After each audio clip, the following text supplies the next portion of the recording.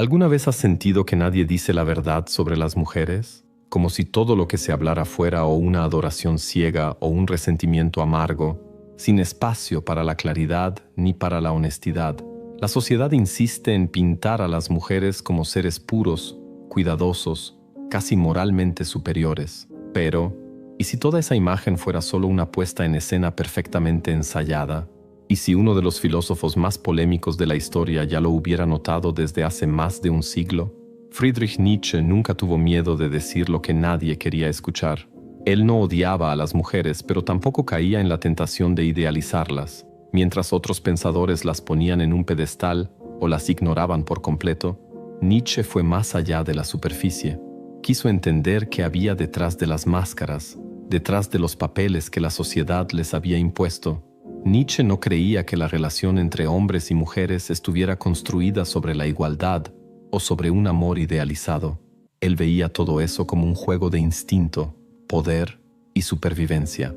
Y mientras más observamos el mundo actual, más su visión parece aterradoramente certera. Pero tranquilo, esto no es un discurso de odio ni una alabanza ciega hacia los hombres. Es una invitación a mirar más profundo, a enfrentar esas fuerzas silenciosas que actúan dentro de la dinámica entre los géneros. Nietzsche no vino a traer respuestas cómodas ni envueltas en ternura, vino con un espejo que muestra todo sin filtros.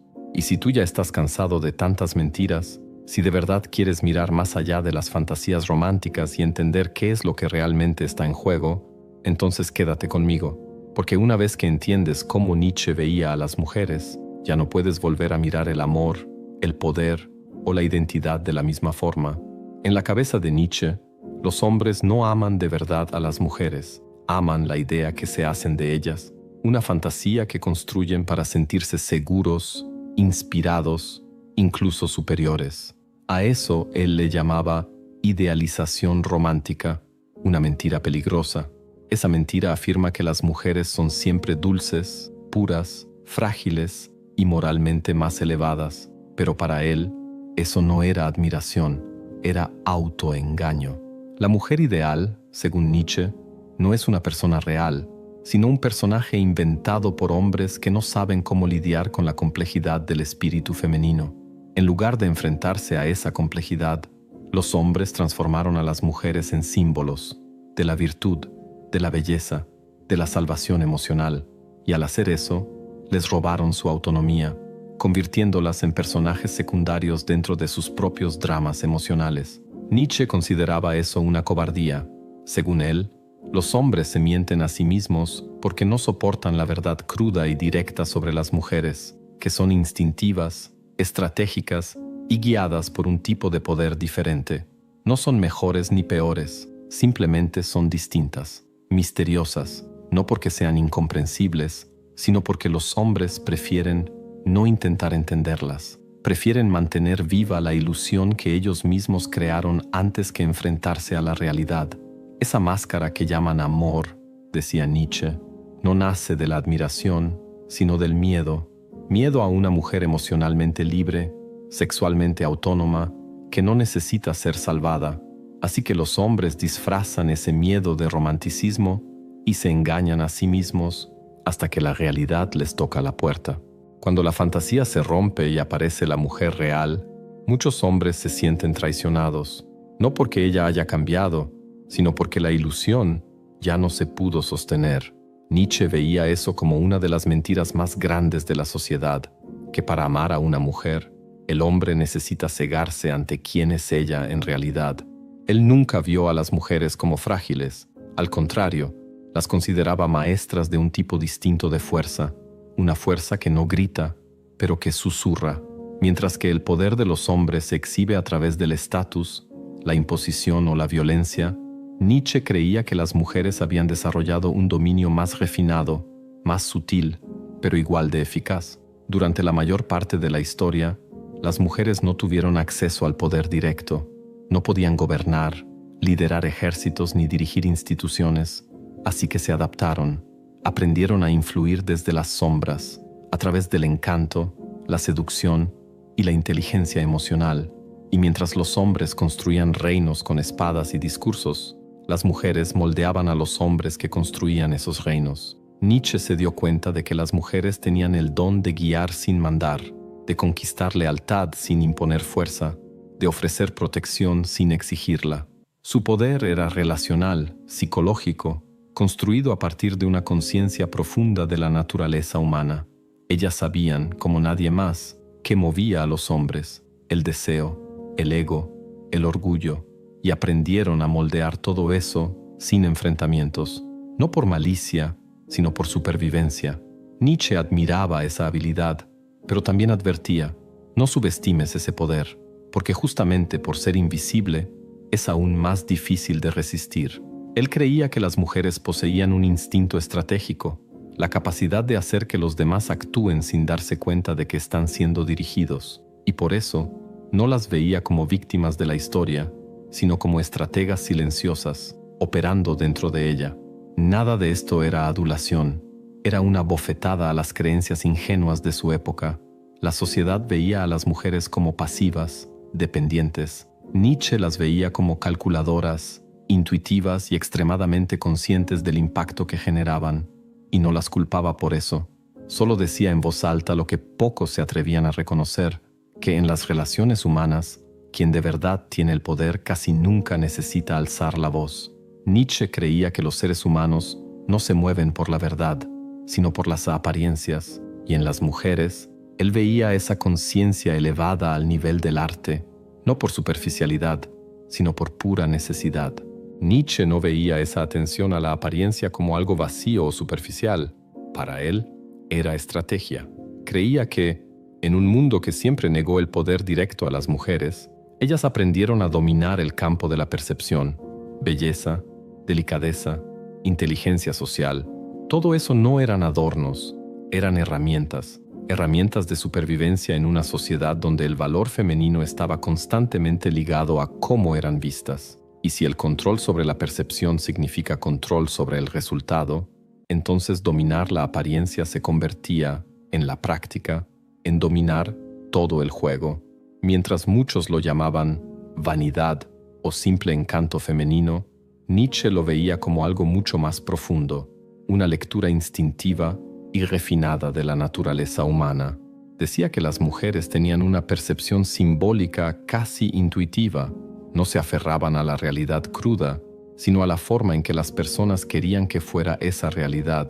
Por eso, sabían instintivamente que nadie se enamora de lo real, sino de aquello que parece seguro, bello, deseable. Al moldear la forma en que eran percibidas, no solo estaban reaccionando al mundo, lo estaban moldeando. Y ahí es donde Nietzsche ahonda todavía más. Para él, la verdad en las relaciones humanas nunca es sencilla, porque en un mundo donde lo que aparenta importa más que lo que es, la voluntad de parecer se vuelve tan o incluso más poderosa que la voluntad de ser. Las mujeres, al vivir al margen del poder institucional durante siglos, terminaron refinando ese talento para dominar la superficie. Y Nietzsche veía eso como una especie de genialidad silenciosa, un tipo de maestría que pocos reconocen, pero que controla casi todo lo que hay debajo. Él no lo llamaba falsedad, para nada. Admiraba esa capacidad de navegar en un mundo hostil, donde sobrevivir no requería armas, sino disfraz, presencia, actuación. Mientras muchos hombres confundían apariencia con esencia, Nietzsche veía que las mujeres distinguían esas dos cosas con una claridad quirúrgica. Sabían que la máscara no era el rostro, pero también sabían que la máscara importaba, y mucho. Para Nietzsche, la forma en que las mujeres se presentan ante el mundo no es cualquier acto de vanidad, es un movimiento estratégico. La gracia, el encanto, la gentileza, la intuición, nada de eso es simple adorno, es escudo, es espada. Son formas de actuar dentro de un juego en el que ellas siempre empezaron en desventaja. Él veía esa sensibilidad social, ese dominio de lo simbólico, como algo que venía de siglos de exclusión. Las mujeres aprendieron a jugar ajedrez emocional en un tablero que nunca fue justo, y eso, para él, tenía menos que ver con feminidad y más con supervivencia, un instinto afilado, no para engañar, sino para no ser devoradas por un sistema que siempre las relegó a segundo plano. Nietzsche también veía que esa fuerza silenciosa venía envuelta en virtud, y ahí es donde toca un punto delicado. Él creía que la moralidad femenina no era algo neutro, universal ni divino. Era una adaptación, un mecanismo creado para asegurar espacio, protección e influencia en un mundo que le había entregado el poder bruto a los hombres. Las mujeres, entonces, aprendieron a transformar la paciencia, la humildad y el sacrificio en virtudes admiradas, y crearon, a partir de eso, una narrativa donde su vulnerabilidad era su grandeza, no porque eso fuera esencialmente verdadero, sino porque era estratégicamente eficaz. Él no veía eso como una mentira, lo veía como inteligencia, una forma de subversión suave, una manera de doblar estructuras sin enfrentarlas directamente. Nietzsche creía que la mujer había aprendido a moralizar su propia debilidad, no para fingir superioridad, sino para sobrevivir con dignidad. Así crearon una fuerza escondida dentro de una imagen de dulzura, y la sociedad, desesperada por mantener alguna sensación de orden, aceptó esa actuación como si fuera naturaleza, como si fuera pureza. Pero para Nietzsche, detrás de todo ese teatro, lo que existía era instinto, instinto de preservación, instinto de control. Y cuando las mujeres hablaban de justicia, él escuchaba cálculo. Cuando apelaban a la moral, él veía estrategia, no por malicia, sino por necesidad. La postura moral, según él, nunca fue neutral. Era una actuación, era un arma, especialmente para las mujeres, moldeadas por siglos de dependencia. Nietzsche creía que ellas aprendieron a luchar con silencio, con emociones, con valores. Una moralidad que desarmaba al otro sin mostrar nunca la hoja. Y todo eso no lo asustaba, lo fascinaba, porque él veía ahí no sumisión, sino resistencia disfrazada. Nietzsche vivió en una época en la que se esperaba que las mujeres fueran pasivas, obedientes, confinadas a los roles domésticos, pero aún así, él ya veía venir la tormenta, veía los primeros indicios de un cambio, mujeres que comenzaban a cuestionar, a desafiar, a ir más allá de los papeles que la historia les había asignado, y no se sorprendía, se inquietaba, porque él creía que la fuerza de las mujeres siempre había sido subestimada, no porque fuera invisible, sino porque estaba velada. Su poder era sutil, indirecto, envuelto en suavidad. Pero, ¿qué sucede cuando ese poder ya no se oculta? ¿Qué pasa cuando las mujeres ya no necesitan a los hombres para protegerse, validarse o definirse? Nietzsche temía que la aparición de la mujer independiente sacudiera los mismos cimientos de la sociedad, no porque pensara que las mujeres eran incapaces, sino porque creía que la mayoría de los hombres no estaban preparados. El hombre promedio, educado para sentirse superior por defecto, se sentiría profundamente amenazado por una mujer que ya no necesita su fuerza, su ingreso o su aprobación. Y esa amenaza no se manifestaría como respeto, sino como resentimiento. Esto no era misoginia, era previsión. Nietzsche sabía que una mujer liberada de la dependencia se convierte en una fuerza de la naturaleza. Ya no está confinada a la manipulación emocional ni a una superioridad moral. Se vuelve directa, asertiva, sin disculpas. Se vuelve alguien que se define a sí misma. Y ese tipo de mujer, Nietzsche creía, aterrorizaba a un mundo construido sobre ilusiones reconfortantes. Él no escribía esto para celebrar, ni para condenar.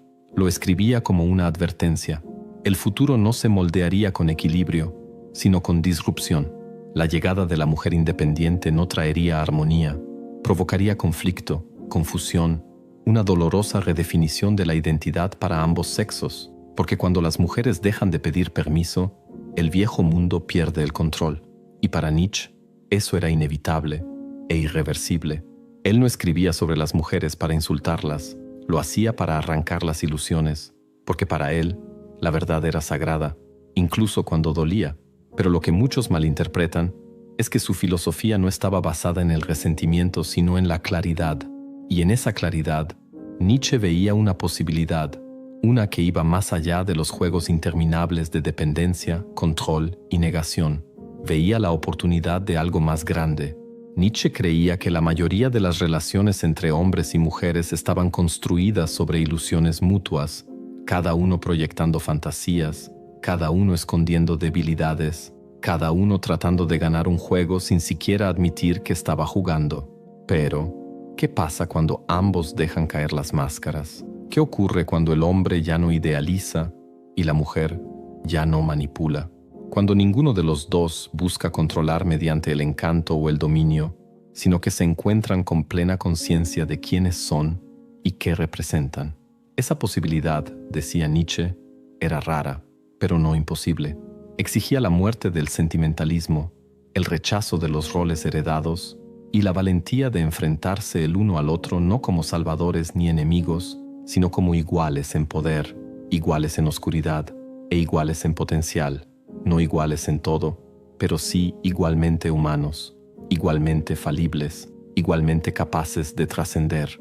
Y para llegar a ese punto, es necesario soltar el resentimiento. El hombre debe dejar atrás su amargura hacia la mujer que ya no lo necesita, y la mujer, su rabia hacia el hombre que alguna vez la encerró. Solo entonces puede emerger algo más profundo, no una reconciliación romántica de los sexos, sino una redefinición total de lo que significa conectar. Nietzsche no prometía que esto fuera fácil. Sabía que la mayoría jamás llegaría a ese lugar, pero también sabía que unos cuantos sí lo harían. Aquellos que estuvieran dispuestos a abandonar la comodidad por la verdad, la fantasía por la realidad. Y entre esos pocos, podrían hacer un nuevo tipo de relación, una que no se basara en ilusiones ni en miedo, sino en fuerza compartida, no en dominación, sino en un devenir mutuo. Si llegaste hasta el final de este video, es porque algo dentro de ti reconoció la verdad detrás de las palabras, y quiero agradecerte, de corazón, por haberte quedado hasta aquí, porque ver hasta el final no se trata solo de tiempo, se trata de valentía. Valentía para enfrentar temas que la mayoría prefiere evitar.